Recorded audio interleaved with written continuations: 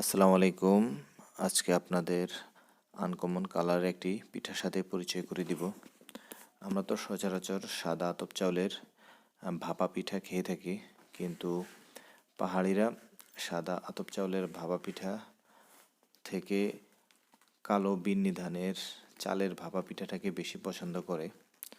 তো শেষ বিকালে ঘুরতে বের হয়ে চোখে পড়লো, টেস্ট করে দেখলাম পিঠাগুলো খেতে খুবই সুস্বাদু এবং কি একটা 30 টাকা করে, দুইটা 60 টাকা দাম রেখেছে। তারপরে দিদিকে জিজ্ঞেস করলাম যে এগুলো বানানোর প্রক্রিয়া কি। তখন দিদি বলল যে আমাদের দেশি যে আতপ চাউলগুলো আছে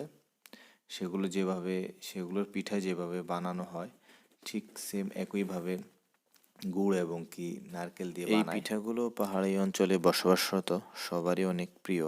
যারা শীতে পাহাড়ি অঞ্চলে ঘুরতে আসেন, পিঠাগুলো একবার হলেও খেয়ে দেখবেন, মুখে লেগে থাকার মতো স্বাদ।